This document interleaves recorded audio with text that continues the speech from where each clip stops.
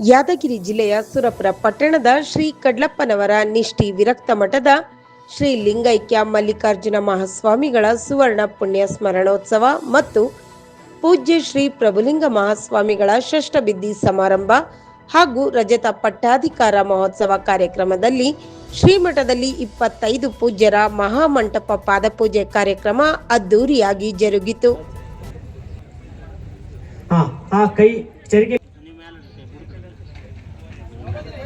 हरः कंठे विष्णु समाश्रितः कुक्षौतो सागरः सर्वसुन्दरः अंगै च सहिता सर्वे तारकः गंगे जलेऽस्मिन् सन्निधिं कुरुः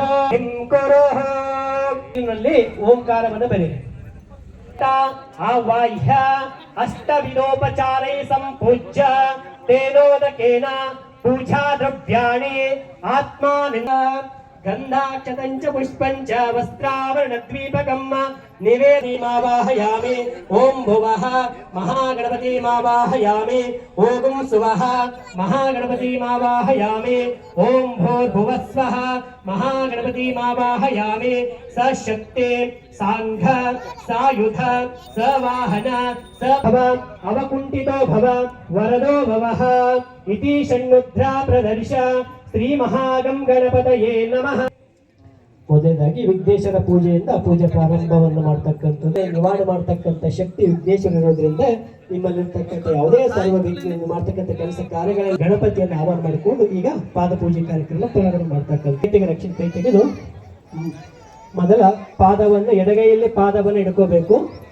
ಎಡಗೈಯಲ್ಲಿ ಪಾದ ಹಾಕಬೇಕು. ಓಕೆನಾ?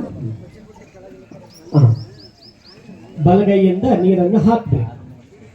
ಹರಹ ಓಂ ಸದ್ಯೋ ಜಾವೆ ನಾತಿರ್ಭವೆ ಭವಸ್ವಮಾಂಬವೋದ್ಭವಾಯ ನಮಃ.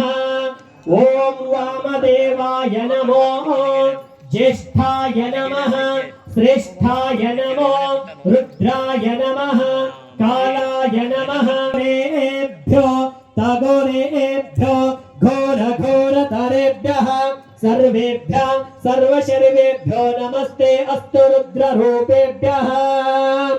ಇವಾಗ ಈ ಬತ್ತಿಯನ್ನು ಹಚ್ಚರಿ. ಅನಾಧೀಶ ಪುಷ್ಟಾಂಕರೀಷಿಣೀಂ ಈಶ್ವರೀಂ ಸರ್ವಭೂತಾನಾಂ